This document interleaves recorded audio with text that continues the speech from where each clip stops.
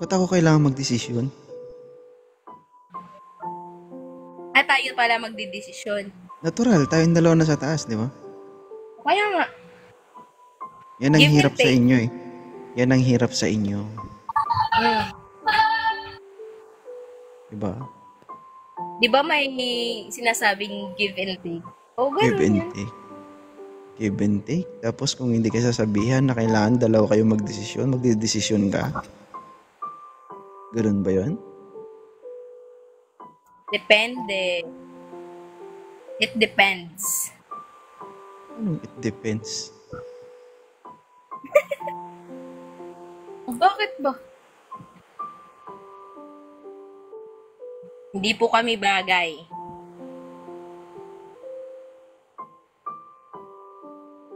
Hindi naman po kami magkamukha.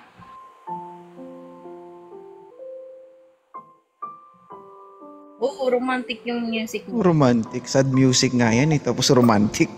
Kalokohan. Romantic na daw sa kanya yun eh. Ano?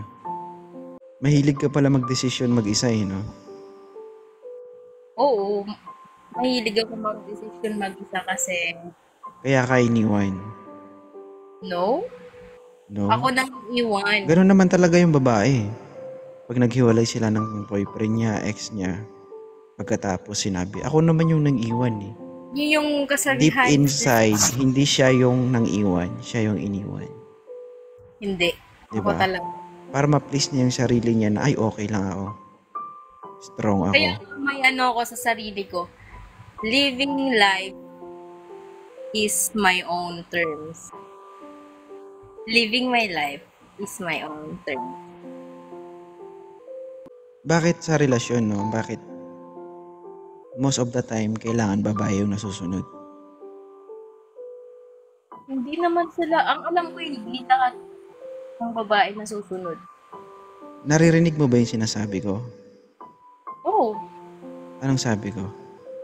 most of the time. Oh, sinabi ko bang all the time? No. Minsan, kailangan kasi nating makinig sa music bago tayo sumayaw. Yung tipong wala ka pang bala, pupunta ka na sa gera. Kasi, ang alam ko Diba? kasi, kayo ang nanligaw. Ginulo nyo ang babae. Talaga? Susunod kayo. Ay, really? Really. Pero, not all the Ano? time nga, not all the time nga, susunod kayo sa ayaw nyo naman. Ay, hindi naman pwede yun, syempre. Hmm. Anong tawag sa inyong dalawa? Pag naging kayo na. Hindi kayo na. Isa, tumingin ka sa akin. Ibaba kita dito.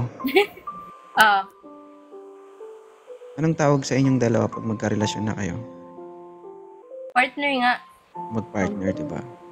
From the word partner, ibig sabihin, with regards to decision, kailangan nyo ang consent bawat isa, diba? Yes. So, kaya bakit kailangan isa lang yung masusunod?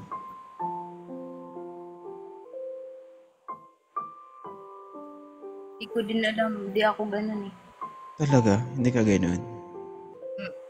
Really?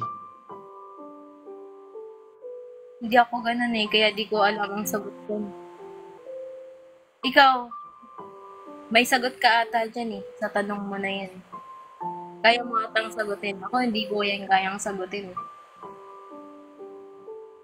Sa akin hindi, humingi din ako ng humingi din ako ng permiso, humihingi din ako ng opinion.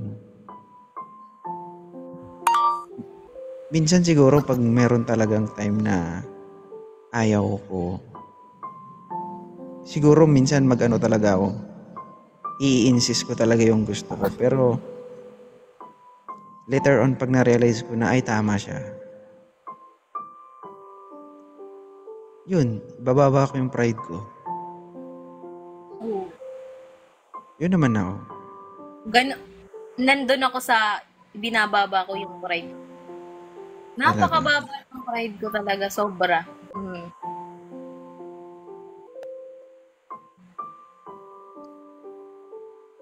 Talaga. So, ibig sabihin, mapagparaya ka.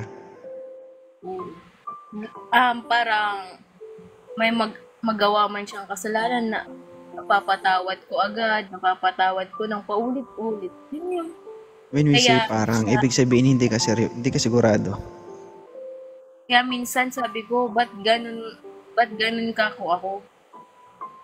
Di, mainis ako, tapos magiging okay rin naman kami. Ganun lang. Ikaw ba yung tipong babae na pag nag-away kayo, marami kang sinasabi, ganun? Emote. Mga tampo. Ibig sabihin, pag nag-away kayo ng partner mo, Ako ang nanunuyo. Kahit kasalanan niya or kasalanan ko, ako lagi. talaga ikaw yung nanunuyo? Nanunuyo o nang-aaway? Nanunuyo, mga away din. Parang kakaiba yung nanunuyo eh. Nanunuyo o tinutuyo? Hindi ako tinutoyo. May rason, Sinusuka. may rason ako kapag nang-aaway ako. Talaga. Kapag sobra na. Sobra na. Hindi ka napagbigyan, ganun. Mararamdaman mo naman kapag sobra na eh. Ang bigat-bigat na nun eh. Yun lang, nilalabas ko. Anong nilalabas mo? Yung tampo ko. Yung tampo?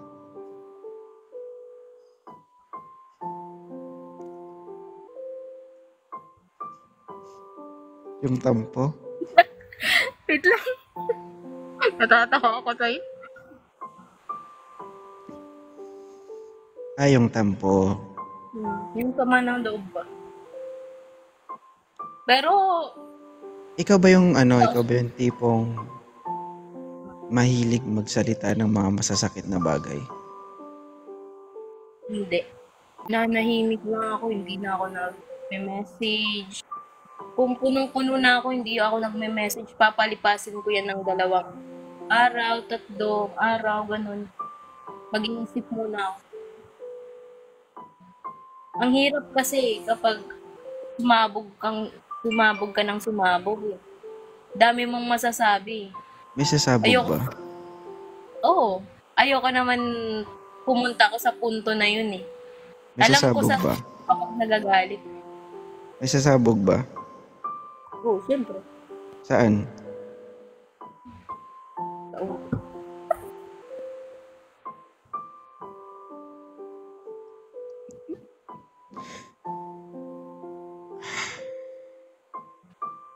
Okay. So ikaw yung tipo na okay lang na masaktan ka kaysa ikaw yung makasakit. Oo. Talaga. Okay lang sa'yo na masaktan ka, huwag ka lang makasakit. Oo, kasi naranasan ko ng masaktan. Okay lang. Handa ka bang ibigay lahat sa partner mo? Lahat-lahat. Oo, syempre. Kasi mahal mo eh.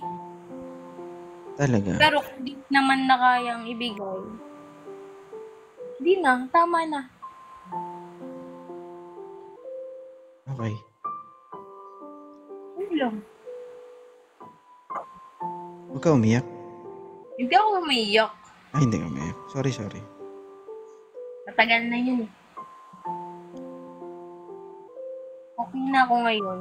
At masaya ako ngayon. Kung ano ako ngayon. Anong masasabi mo dun sa ex mo? Ano yung tawagan nyo? Love. Sige, sabihin mo, love. Love, thank you kasi nakilala kita, naging part ka ng buhay ko. Maging masaya ka na. Yun lang. Hindi mo ba sasabihin na minahal mo rin siya? O may na-impart siya sa buhay mo? Hi, love. Kamusta ka? Sana masaya ka ngayon. Sana okay ka lang, masaya ka sa bago mo. Yun lang, wala na ang ibang drama pa. Kasi alam ko naman na may maganda tayong memories. Kahit ganun nangyari. Yun lang. Wala na akong ibang i-message sa kanya kasi alam ko naman sa sarili kong minahal niya ako, minahal ko rin siya. At least alam namin na nagmahalan kami.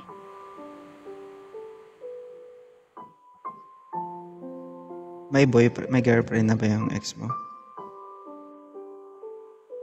Ikaw ba meron na? Wala. Wala. Kung sakali bang magbago o ma-realize ng ex mo na mahal ka pa niya, kaya mo pa ba siyang tanggapin? Sa part na yun, hindi na. Minahal ko siya, pero kapag umalis na siya sa akin, wala nang babalikan. Yun ang ko sa sarili. Wala ka nang babalikan kung aalis ka. Ba't parang iiyak ka? Hindi ako iiyak. Hindi ako iiyak. Ay, hindi ka iiyak. Strong na ako ngayon eh. Dahil Strong ka. konting kwento lang, konting lang, iyak ako agad. Konting kwento lang, ganun. Anong masasabi mo dun sa ex mo? Dun sa bago niya? Kumbaga, anong ma-advise mo dun sa ex mo? Dahil may bago na siya. Hi, love. Sana alagaan mo yung bago mo. Huwag ka nang pasaway, ha? Sana matuto ka na. Bumabalik ka man sa akin, wala ka nang mabalikan. Saan ka sasaya sa kanya? Kaya nga binitawan na kita eh. Kasi alam kong magiging pasaya ka din naman sa kanya. Lang. Wala ka nang sasabihin. Wala na. Yes po, wala na pong balikan. Masasabi ko yan kasi alam ko, sarili ko, kilala ko sarili ko. Sir, Pero ramdam ko parang iiyak ka. ayokong umiyak. Pero parang iiyak ka. Hindi. Sinungaling. Hindi ako sinungaling. Hindi kasi, iba kasi yung pinapakita ng actuation mo eh.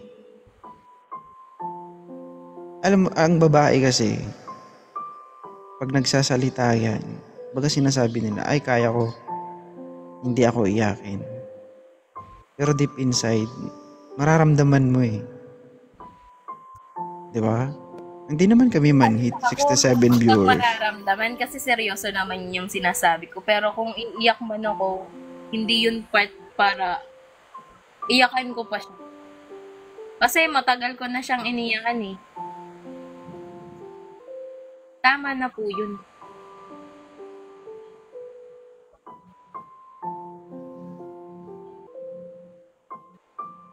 Parang maiyak na sa piling.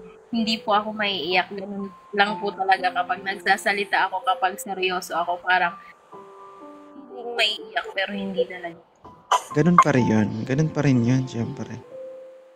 Oo, di sabihin na natin oo. Pero hindi sa part ko ng iiyak ako talagang may luha. Ibig sabihin, totoo, hanggang ngayon, mahal mo pa yung ex mo. O, syempre, mahal ko yun. Pero, yun yung sabi ko, wala na siyang babalikan kapag ganun. Hindi mo masabi yan. Hindi, nasasabi ko talaga, totoo talaga yan. Hindi. Di ba ang ibang babae? Hanggat mahal mo yung isang tao, hanggat mahal mo pa yung isang tao, tapos wala ka pang obligasyon, at wala rin siyang obligasyon, habang buhay kayo may pag-asa. Meron na siyang obligasyon eh. I know. Magkakaano na sila. Anong magkakaano? Baby. Magkaka-baby.